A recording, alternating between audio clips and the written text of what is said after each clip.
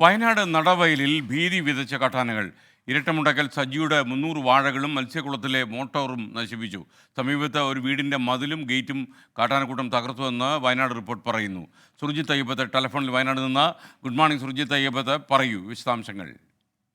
SKN ഈ നടവയൽ മേഖലയിൽ അഴിഞ്ഞാടി തകർക്കുകയാണ് കാട്ടാനകൾ.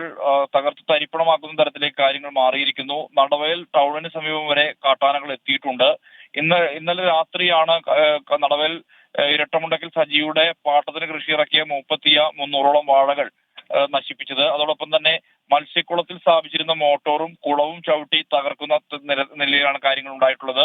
ഒപ്പം തന്നെ നടവയൽ പള്ളിത്താട് റോഡിൽ പശുവുമൽ ജോസിന്റെ മതിലും ഗേറ്റും സെന്റ് ആൻസ് ഹോസ്പിറ്റലിന്റെ കമ്പിവേലിയും ആന തകർത്തിട്ടുണ്ട്. ഇത്തരത്തിൽ നിരന്തര ശല്യം ഈ മേഖലയിൽ ആനയുമായി ബന്ധപ്പെട്ട് ഉണ്ട് എന്നുള്ളതാണ്. ഈ ഒരു സാഹചര്യത്തിൽ കക്കോടൻ ബ്ലോക്ക്, പേരൂർ ഉൾപ്പെടെയുള്ള പ്രദേശത്തെ നാട്ടുകാർ തെരഞ്ഞെടുപ്പിൽ വോട്ട് ചെയ്യില്ല എന്നുള്ള തരത്തിലുള്ള നിലപാട് എടുത്തുകൊണ്ട് മുന്നോട്ട് വരുന്ന സാഹചര്യം കൂടിയുണ്ട്. എന്തായാലും നെയ്ക്കുപ്പ വനമേഖലയിൽ നിന്നാണ് ആനകൾ ഇറങ്ങി വരുന്നത്. ആനകളുടെ ശല്യം നിരന്തരമുണ്ട്. ഈ പനമരത്തു നിന്നും നടവയൽ ഭാഗത്തേക്ക് പോകുന്ന റോഡിലും അതോടൊപ്പം തന്നെ നെയ്ക്കുപ്പത്തിൽ നിന്ന് പുൽപ്പള്ളി ഭാഗത്തേക്ക് പോകുന്ന റോഡിലും രാത്രിയിൽ സഞ്ചരിക്കാൻ കഴിയാത്ത വിധത്തിലുള്ള പ്രശ്നങ്ങളാണ് ഈ കാട്ടാനകൾ തീർക്കുന്നത്. എന്തൊക്കെയായാലും വലിയ രീതിയിലുള്ള പ്രതിസന്ധി ആളുകളെ സംബന്ധിച്ച് ആളുകൾക്ക് മുന്നിലുണ്ട്. SKN. Thank you Surjit Ayyappath.